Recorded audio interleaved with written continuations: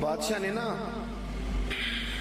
ارادہ کیا کہ میں نے اپنے بچے کو سپہ سالاری بھی سکھائی ہے، گھوڑ سواری بھی سکھائی ہے، نیزہ بازی بھی سکھائی ہے، میں چاہتا ہوں دین بھی سیکھ جائے۔ ایک بڑے زبردست عالم تھے، ان کے ذمے لگایا کہ آپ میرے بچے کو دین کا علم پڑھائیں۔ انہوں نے مکمل جد و جہد کے ساتھ 7-8 سال میں نا پورا عالم بنا دیا شہزادے کو۔ میری باتوں کی سمجھ آ رہی ہے آپ کو؟ کس کو؟ شہزادے کو۔ کس کو عالم بنایا جی؟ میرا بچہ بھی شہزادہ ہے نا، تو آپ کا بھی شہزادہ ہے۔ تو شہزادہ تو وہ ہونا چاہیے نا جس کو کسی کی محتاجی نہ ہو، اسے کچھ آتا جاتا ہو، لیکن نرا وہ شہزادہ ہی ہو، ویسے اسے کچھ بھی نہ پتا ہو تو زیادہ نہیں چلے گا۔ وہ بادشاہ نے کہا کہ میرے شہزادے کو عالم ہونا چاہیے، عالم کے ذمے لگایا۔ انہوں نے 5-6-7 سال میں نا خوب جد و جہد کر کے مکمل عالم بنا دیا۔ ہارون رشید نے بھی کہا تھا امام کسائی سے کہ میں چاہتا ہوں آپ میرے بیٹے کو پڑھائیں، لیکن میری گزارش ہے کہ میرے گھر آ کے پڑھائیں۔ تو امام صاحب فرمانے لگے یہ نبی پاک کا علم ہے، سب کا سانجھا ہے، جہاں سب کے بیٹے بیٹھیں گے ہارون رشید کا پتر بھی وہی بیٹھے گا، گھر آ کے نہیں پڑھا سکتا۔ ہارون رشید نے اب جواب میں کیا کیا کہ امام صاحب کو نکال دو علاقے سے۔ وہ کہنے لگا حضور میں بھی آزما ہی رہا تھا، میرا بھی دل تھا کہ میں سادے مولوی سے بچہ نہ پڑھواؤں، کسی غیرت مند سے پڑھواؤں۔ اب یہ گھر آیا کرے گا آپ کے، جہاں سارے بچے بیٹھیں گے چٹائی پہ، وہیں بیٹھ کے پڑھے گا۔ ہارون رشید ایک دن گزر رہے تھے تو امام کسائی وضو کر رہے تھے اور شہزادہ ہارون رشید کا وضو کرا رہا تھا۔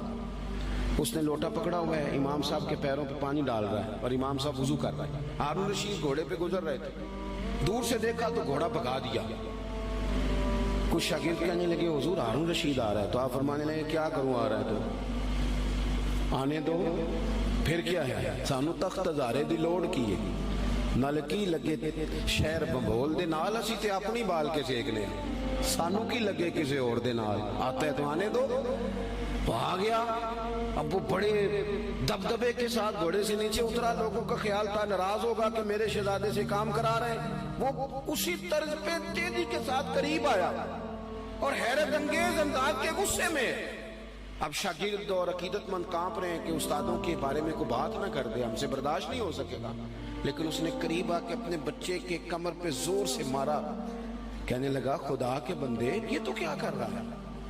استاد اپنے ہاتھوں سے پیر دھو رہے ہیں، ایک ہاتھ میں لوٹا پکڑ اور دوسرے ہاتھ سے استاد کے پیر دھلوا، تو نے پورا عالم نہیں بننا؟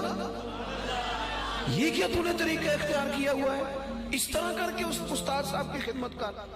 تو وہ اس بادشاہ نے نا اپنے بیٹے کو پڑھانے کے لیے عالم کے ذمے لگایا، انہوں نے پوری محنت کے ساتھ پڑھایا۔ پھر وہ فارغ التحصیل بھی ہو گیا بچہ، ایک ہی بیٹا تھا، تو مکمل فارغ ہو گیا نا۔ تو استاد صاحب کہنے لگے پیغام بھیجا پتر کل نا مجھے تم سے کوئی کام ہے، میرے گھر آنا۔ مدرسے نہیں، گھر بلایا بچے کو۔ جب گھر آ گیا اندر سے کنڈی لگا لی اور چھڑی پکڑ لی، بہت مارا بچے کو، کمر پہ نشان پڑ گئے اور بلا وجہ مارا۔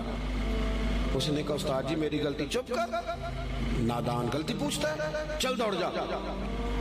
اس نے جا کے اپنی اماں سے شکایت کری کہ استاد جی نے بلا وجہ مارا ہے، میں تو پڑھ چکا ہوں، آپ کو وجہ نہیں تھی مارنے کی، کیوں مارا؟ اماں کہنے لگی تیرے ابا سے بات کرتی ہوں۔ والد صاحب سے کہا تو اس نے کہا چپ کرو، اگر میں اس کا باپ ہوں تو استاد بھی تو باپ ہی ہوتا ہے نا، اور اس عالم کو میں جانتا ہوں وہ نیک آدمی ہے، کوئی حکمت ہوگی اس میں، ایسے تھوڑی مارا ہے۔ وقت گزر گیا، 20 سال 15 سال بیت گئے، بادشاہ کا انتقال ہوا، وہ شہزادہ تخت پہ بیٹھا۔ اس نے پہلا حکم یہ دیا کہ میرے استاد صاحب کو بلاؤ۔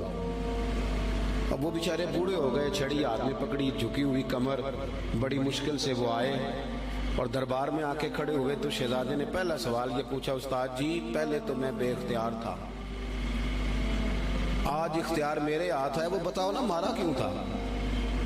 غلطی کوئی نہیں، زیادتی کری آپ نے اور اتنا مارا کہ میں ابھی تک اس کی درد محسوس کرتا ہوں۔ تو استاد صاحب نے یوں چہرہ اٹھایا، آنکھیں کھولی، کہنے لگے پتر شکر ہے اللہ کا میں ابھی تک زندہ ہوں، اسی دن کے لیے مارا تھا جو آج آیا ہے، یہ جو تو نے مجھے کٹہرے میں بلا لیا ہے نا، ٹھیک کیا، اسی دن کے لیے مارا تھا۔ کہا کیوں، کس وجہ سے؟ سنیں جی سنیں، اللہ آپ کو جزا دے، اسی دن کے لیے مارا تھا۔ کہا کیوں؟ کہنے لگے پتر کتنے سال بیت گئے مار کھائے، کہا کو 20 سال ہونے کو ہیں، فرمایا تو بھولا تو نہیں نا؟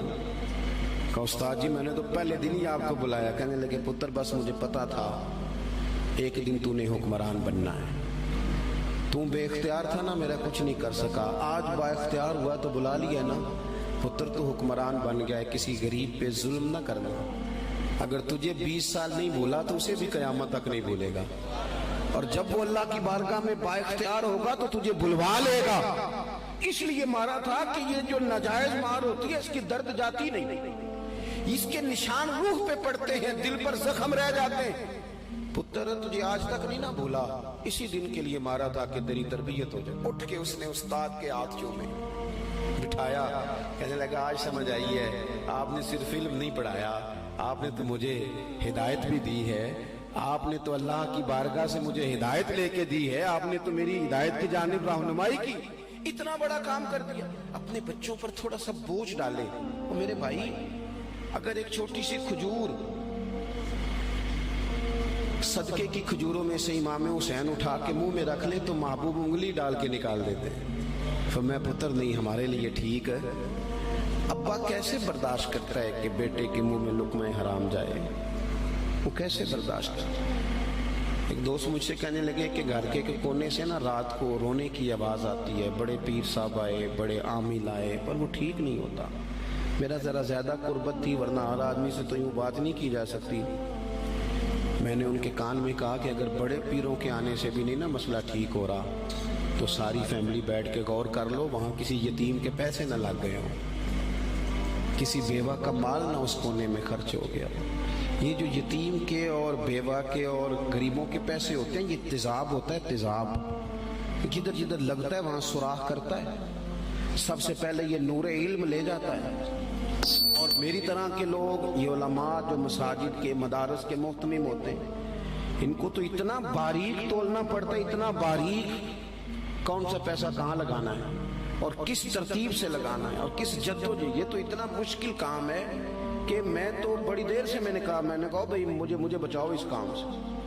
یہ اتنا مشکل کام ہے کہ انسان الجھ جاتا ہے کہ کس طرح کر کے ان چیزوں کو رکھا جائے. اس طرح جتنے لوگ ذمہ دار ہیں وہ اپنے گھروں کے اندر رزق حلال کے معاملے میں سمجھدار ہو جائیں. کیوں کہ میرے نبی پاک علیہ السلام نے فرمایا جو گوشت حرام سے پلے گا وہ جنت میں نہیں جائے گا. تو مجھے بتاؤ کوئی چاہتا ہے اس کی اولاد دوزخ میں جلے؟ پسند کرتا ہے؟ تو پھر ان کو رزق حلال کھلاؤ.